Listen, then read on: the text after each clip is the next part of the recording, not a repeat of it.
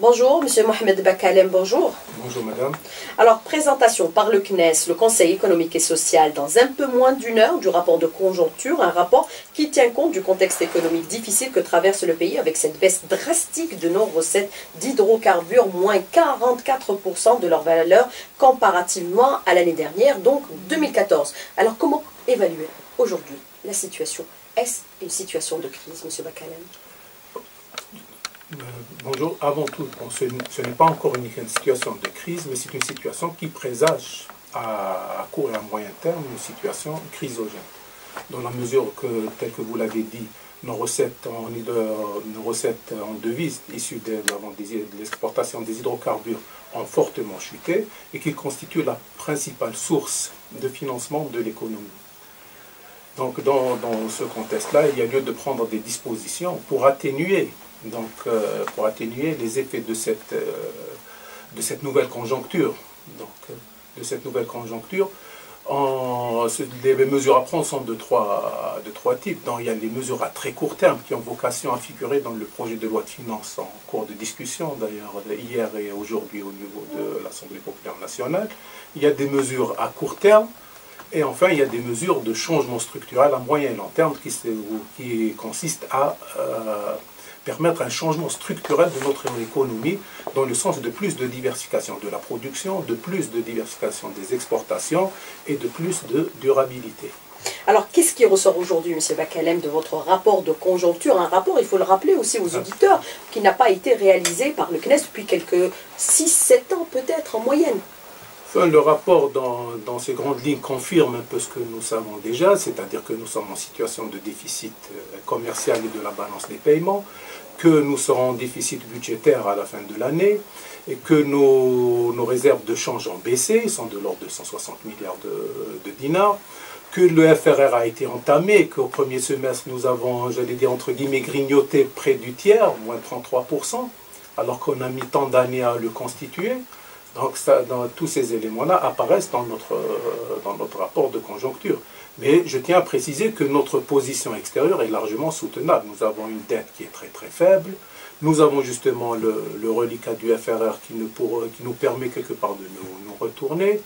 Et donc nous avons l'aptitude à s'adresser aux institutions internationales pour d'éventuels emprunts dans des conditions fort avantageuses.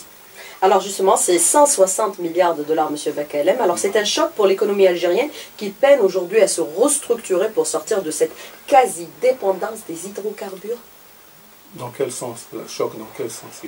Par rapport à la situation actuelle. Bon, il y a beaucoup de pays dans le monde qui aimeraient bien avoir les 160 milliards de dollars dont nous disposons. Ne soyons pas aussi alarmistes. Maintenant, toute la question est de bien utiliser, je le disais tout à l'heure, de bien utiliser ces 160 milliards de dollars pour amorcer donc un virage vers un modèle de croissance vertueux, c'est-à-dire plus diversifié, plus durable. Ce qui est clair, c'est que la situation n'est pas tenable d'une part, et d'autre part, les experts s'accordent à dire qu'à court et moyen terme, il y a peu d'espoir de voir les cours des hydrocarbures rebondir sur le marché international.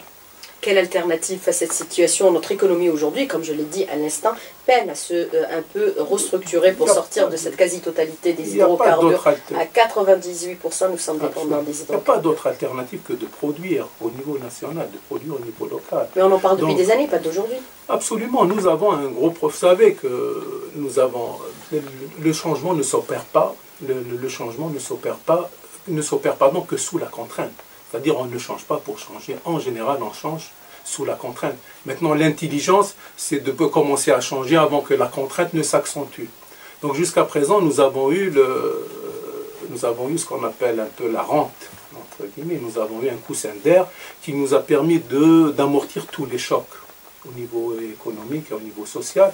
Mais il y a aussi, il faut le reconnaître, une situation particulière qui est la situation post un peu décennie noire.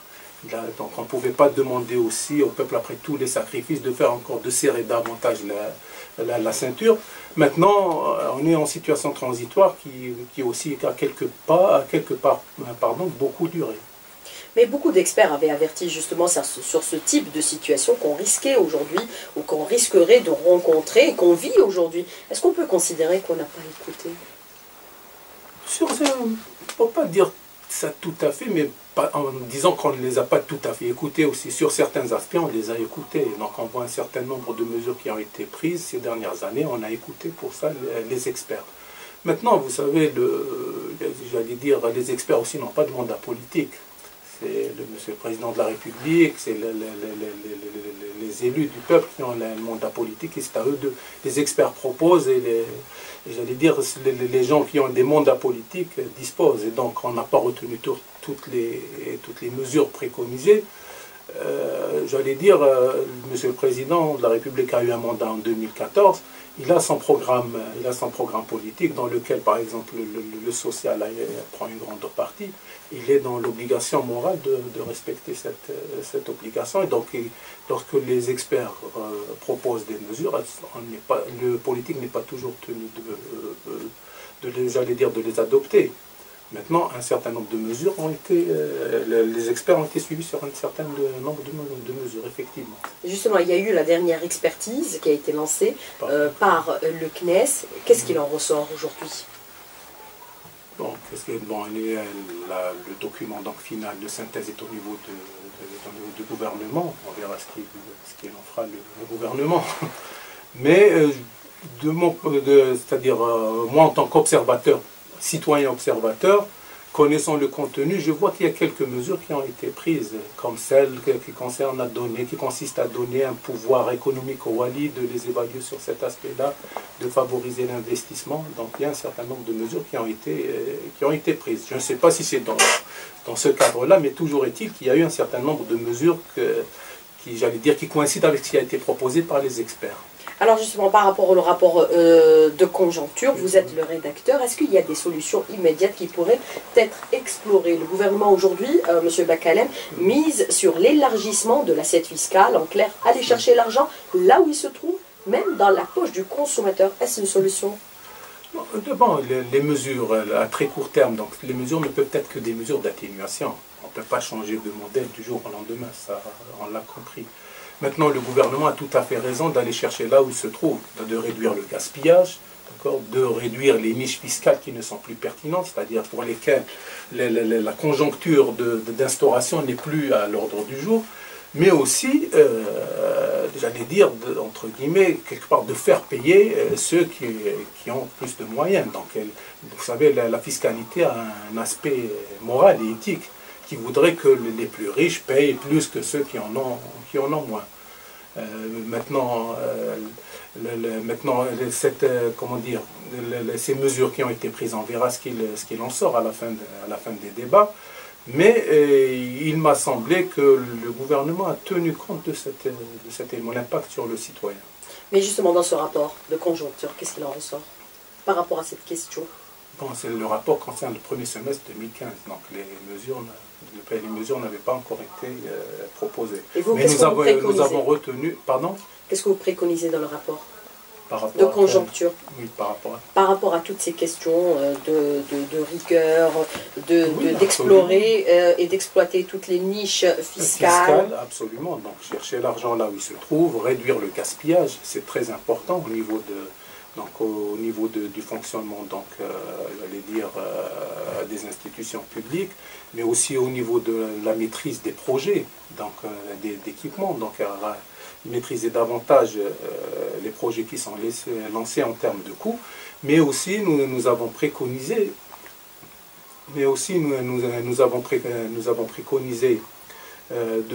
d'entamer tout de suite la réflexion en termes de changement de modèle, d'entamer le processus de mise en œuvre des nouveaux modèles de croissance qui soient plus diversifiés, plus résilients et surtout plus durables.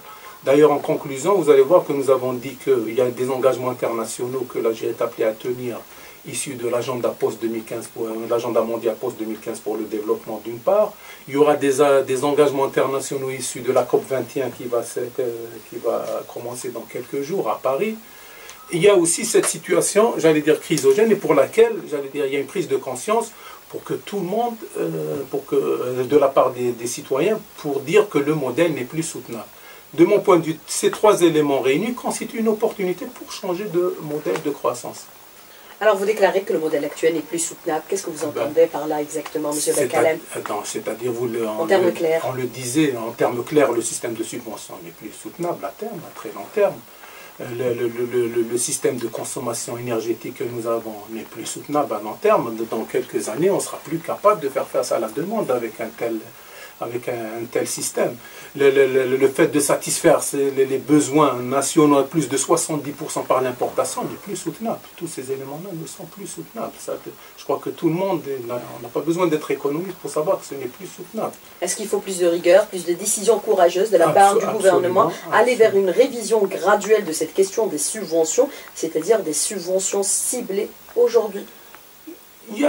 J'allais dire, il y a un quasi-consensus des experts à la suite de la réunion du 20 septembre. Consensus des experts, mais pas les membres du gouvernement. Oui, je disais tout à l'heure, le gouvernement, il a le calendrier politique, le calendrier économique ne coïncide pas toujours, vous savez, et que le gouvernement a peut-être besoin de temps pour préparer les conditions de mise en œuvre de ces décisions. Mais à long terme, tout le monde est d'accord. Même le Premier ministre l'a dit lors de la journée du 20, donc le collège des experts, pour dire que le modèle n'est pas soutenable, même en termes de subventions.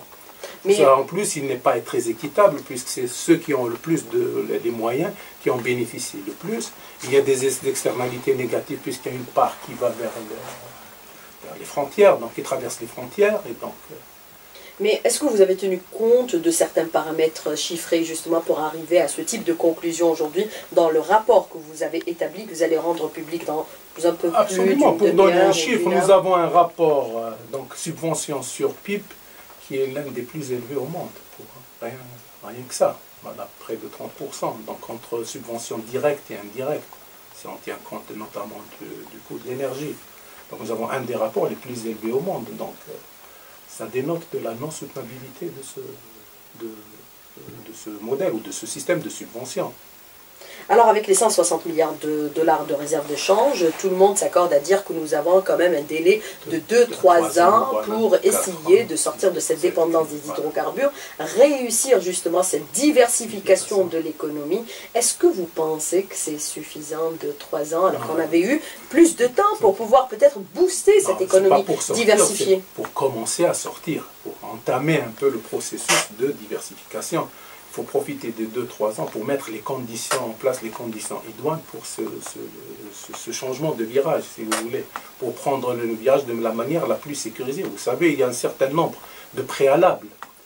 Il y a un certain nombre de préalables à un changement de modèle de croissance. Ça ne se décrète pas, le changement de croissance. L'investissement ne se décrète pas non plus.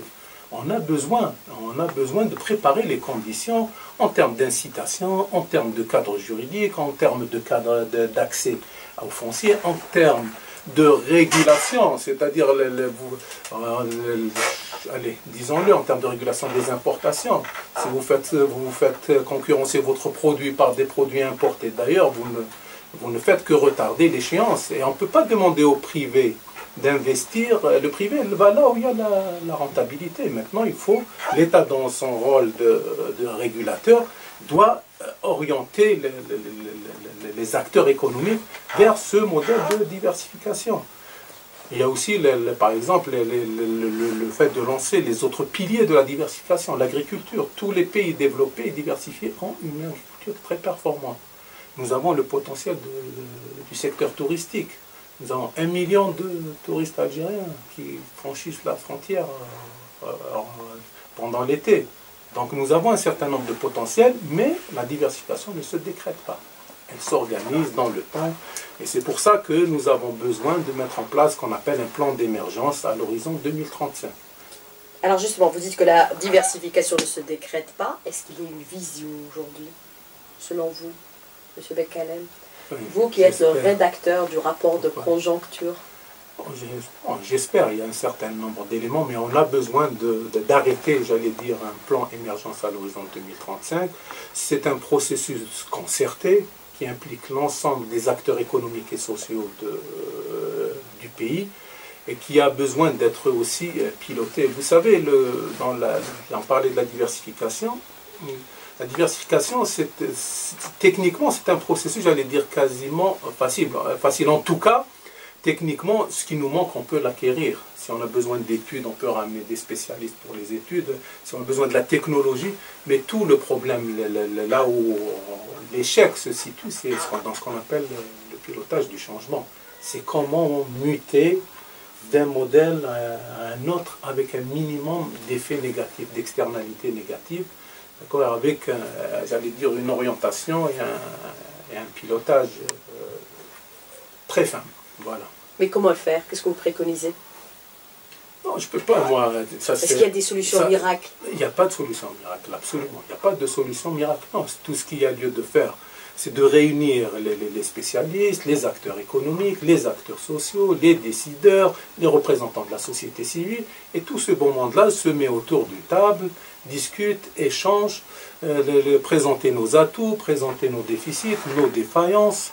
On arrête les conditions, d'accord, on arrête les conditions de mise en œuvre, c'est ce que je disais, le pilotage du changement, les conditions de mise en œuvre, et à partir de ce moment-là, on peut entamer le procès, on arrête un cadre. Ce cadre-là, bien sûr, dans le temps, il sera au fur et à mesure corrigé, mais au moins, on a une orientation.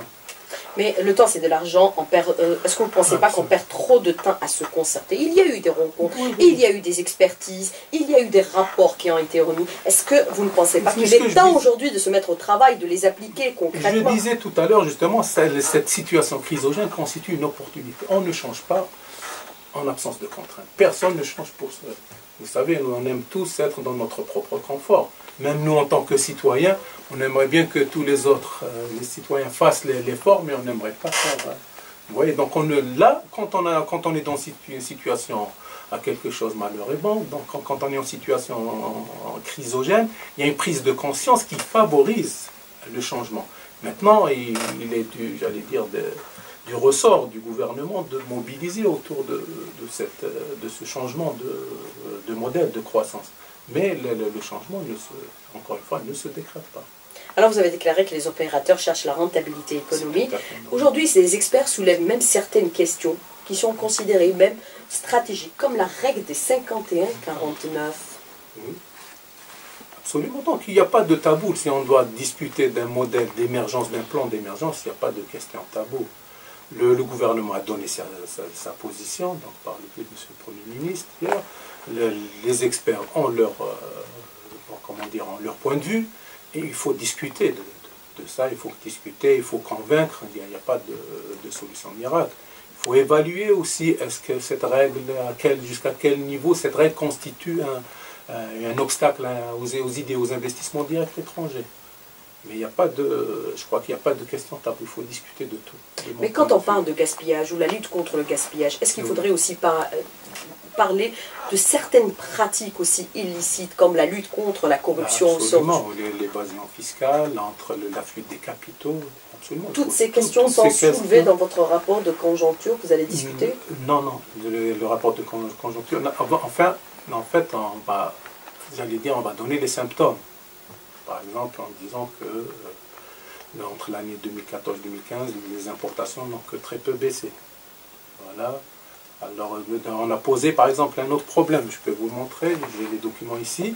On a soulevé un autre problème, par exemple le fait que au niveau international, les prix des produits alimentaires ont fortement baissé, mais que ces baisses ne sont pas répercutées sur le marché national. C'est le même constat du ministère du Commerce qui soulève le problème du sucre. Voilà, mais il n'y a pas que le sucre. Il y a beaucoup de produits qui ont connu une baisse au cours de ce semestre, mais que cette baisse ne se répercute pas au niveau des prix, au niveau du marché national. Donc ça appelle un certain nombre de questions pour le moins. Alors, Monsieur Bekalem, il y a certains auditeurs aussi qui soulèvent cette question, qui nous ont contactés sur la page Facebook. Ils disent, aujourd'hui, nous sommes en train de chercher de l'argent là où il se trouve, mais ce qu'on oublie, c'est le pan informel de l'économie. Quel est votre commentaire ou votre réponse justement à cette question? Bon, premièrement, l'informel, c'est un fait. Il est là. D'accord. C'est un fait. L'informel, il est là. Maintenant, il s'agit de mettre en place une stratégie pour progressivement ramener vers le formel. Ce qui est en train de se faire pour l'argent, la bancarisation. Entre autres, la bancarisation de l'argent. Écoutez, c'est 40 milliards de dollars qui échappent au contrôle de l'État. Absolument, la débureaucratisation, donc en termes de procédures de création d'activités, etc. Donc là, l'informel, il est là. il faut le ramener à la, comment dire, dans une situation de formalité, donc formelle, tout en, j'allais dire, tout en évitant de brusquer les choses. C'est-à-dire que l'informel, pour le moment, occupe un certain nombre donc, de personnes, permet de... Il a ce volet social dont il faut tenir compte. Est-ce que vous pensez que par rapport à la question des transferts des devises vers l'étranger, c'est une question préoccupante aujourd'hui? C'est une telle question toujours préoccupante, de mon point de vue. Maintenant, on n'a aucune idée précise des montants transférés. Écoutez, on a quelques petites estimations qui sont annoncées ici et là. Le ministre du Commerce a avancé l'équivalent de 30% des 60 milliards de dollars de factures d'importation. Je crois qu'il a corrigé par la suite pour dire 30% sur les opérations où il y a surfacturation. Donc, on n'a pas d'une idée précise sur le montant, mais c'est effectivement une question préoccupante. Ça, il n'y a pas lieu. Donc, ça veut dire c'est une perte de ressources pour le pays. Dans une situation d'ailleurs particulièrement difficile pour nous. Donc, mais si on luttait contre toutes ces pratiques, on économiserait beaucoup d'argent. Absolument. Et on garderait beaucoup d'argent en Algérie. Non, ça, absolument. Mais là, justement, ça fait partie des préalables au changement de modèle de croissance. Il y a un certain nombre de conditions qu'il faut mettre en place. Un système d'information transparent, le plus transparent possible. L'utilisation des nouvelles technologies, il y a un certain nombre de conditions, de préalables pour justement amorcer ce changement-là. Parce que, je le disais tout à l'heure, l'opérateur, là, il va là où c'est plus facile et là où il pourra récupérer son argent le plus rapidement possible avec la marge la plus importante possible. Pour encourager la production nationale. Ouais, absolument, absolument. Qui est impérative. Ah oui, c'est une nécessité. C'est une nécessité, on n'a plus le choix. Et c'est ce que vous faites ressortir dans votre rapport, encore une fois. Absolument, oui. Maintenant, il y a aussi le nouveau, comment dire, j'allais dire, le nouveau paradigme mondial de développement, il y a le volet durabilité. Donc il faut qu'on aille aussi vers un modèle durable. Donc il faut qu'on amorce notre transition énergétique vers moins de gaspillage, plus d'efficacité énergétique. Donc ça, c'est des éléments qu'il faut intégrer dans ce plan émergence que nous devons élaborer et arrêter. C'est des éléments qui sont nécessaires. Donc nous allons avoir des engagements, nous allons être tenus de respecter ces engagements.